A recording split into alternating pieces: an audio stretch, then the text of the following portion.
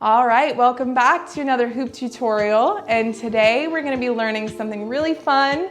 This is one of my favorite tricks. I may say that about every trick, but I really do mean it. This one is super fun and it is called the helicopter. So I'll demo this so you can see. The hoop is making 180-degree turns as I'm passing it from hand to hand around the body. So remember last time we learned how to pass behind the back.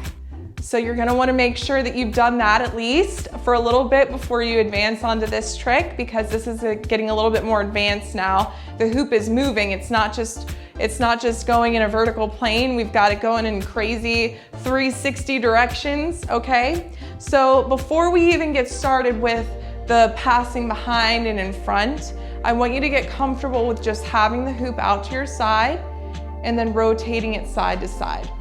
Because this is essentially the motion that you're gonna be mimicking when we're doing this helicopter trick. All right, so this is actually a really good arm workout too. You may notice it right away in the inner shoulder, in the bicep, even the tricep is having to hold the stability a little bit here as it rotates up when the elbow is bent and pointing up. It's definitely a good workout for the hand, the wrist, the forearm, okay? So once you do that for about a minute on one side, go to the other side, and you'll just switch back and forth. And I know I say this a lot, these aren't necessarily the fun parts of hooping, but this is what you're gonna need to do in order to make all of the other tricks possible. So please do not skip these drills. This is gonna be very helpful for you in the long run. Once again, you can place the hand on the low back just to get it out of the way.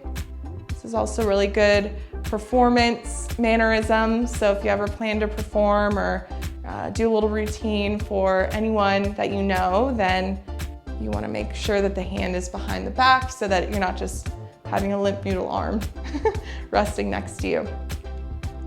All right, so your arms may feel a little tired now. Maybe roll the shoulders around a little bit. You can stretch the arms. I always invite this. Whenever you're doing these drills, take breaks, take some stretch breaks. You know, make sure you're not locking out the knees. See, I have a tendency to do that. When my knees get locked, look at what happens to my back. Now all of this pressure is going right into the low spine and my tailbone is curling up. My hip flexors are getting tight, right? And now I'm putting a lot of pressure on my knees. So anytime that you're doing these hooping drills, make sure you keep a soft bend at the knees and really make sure that the tailbone is not over accentuating out, because you'll start to get back pain. So I know that it's not for everyone and everybody, but there is a lot of people out there that do have that anterior tilt of the pelvis, and that is going to cause a lot of pressure and buildup on the low back. It could cause sciatica, it could cause just muscle spasms. Okay, so whenever we're doing these hooping drills, be mindful of your standing posture. Stand up straight, shoulders relax down, soft bend at the knees. Let the tailbone just sink down towards the earth so it's not poking out. And that's actually a great way to practice too for when we're doing these behind the back things. There's a few more that we'll do in this series that are behind the back. And whenever you're doing anything behind the back, if your booty's poking out, it's gonna get in the way of the hoop. So you wanna be mindful and to always kind of have everything hugging into that center line, okay? So now that we have done the rotation on each hand, we're gonna just pass the hoop around in a horizontal plane. So I wanna make sure I'm not hitting anything, okay? So keeping the hoop horizontal, just pass it behind you. So pass it behind you. See how I'm doing that? Just from one hand to the other, gripping both hands. So I won't let go with the one hand until the hoop is securely in the other, right? So you don't have to go fast right now. You can move very slow. All right, once again, keep the grip nice and tight. Try to keep the hoop level in a horizontal plane. If it starts to fall, that means you haven't been practicing your squeezing and wrist and forearm exercises. So go back and do those because this is gonna help you. All right, and you'll just pass it behind and in front. In front is obviously a lot easier. So behind and in front, behind and in front. Now, depending on how tight or open your chest and shoulders are, it may feel very hard to pass behind. So right now, I notice that my shoulders are a little tight. So you could stop what you're doing and use the blocks. Remember how I showed you before with the 2 blocks? You can do some shoulder openers, some chest openers. And this is actually just really nice to do after hooping in general, because once the body is nice and warm, you can just sink into a stretch. It always takes a little bit of adjustment. So remember, the 1 block on the second highest setting is gonna go right across the bra strap line. If you're a guy, it's just right underneath the shoulder blades, okay? And then the second block will go right underneath the head, just to support. You can let the arms come out to the sides. Imagine that they're opening like wings of a bird, just splaying open, letting the shoulders melt down into the block underneath it. And the chest will just slowly open here.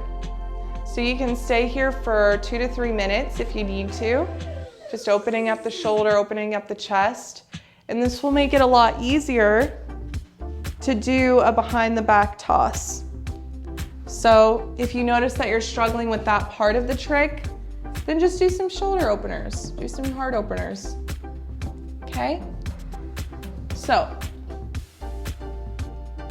now that we've practiced just passing it behind and in front, go the opposite direction, okay? So remember, try to keep the hoop in a horizontal plane if you can. You can turn with it if you'd like, okay? So now the next part of the trick is to actually rotate the hoop. So it's not gonna be like this where it's like a fake rotation. So this is fake, this isn't actually rotating the 180 degrees. It's like it's a pseudo rotation, if you will. So whenever you're actually doing the helicopter, you're gonna rotate it and then grab, rotate it and then grab, rotate it and grab, rotate it and grab. It's very hard to do slow, okay? So rotate, grab, rotate, grab, rotate, grab, rotate, grab, rotate, grab, rotate, grab. And eventually, you'll start to build up enough momentum that it doesn't really require much arm strength anymore. It feels very effortless, right? So when you're grabbing the hoop, you want to grab it with predominantly your thumb and your index finger, and the other fingers are just using, you're using to guide the hoop into the rotation. Okay, so as you can see here, I'm using predominantly my thumb and index finger, and then I'll just gently push with the other fingertips to help guide the hoop in that rotation.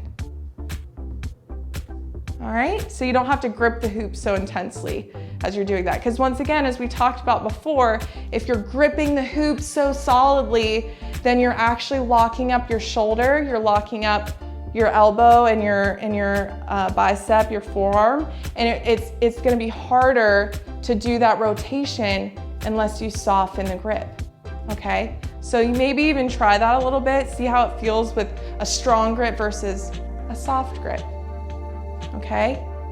And once again, you wanna make sure that you're doing both sides, both directions. It'll be an opposite spin on the opposite side, and you'll know what I mean when you get there.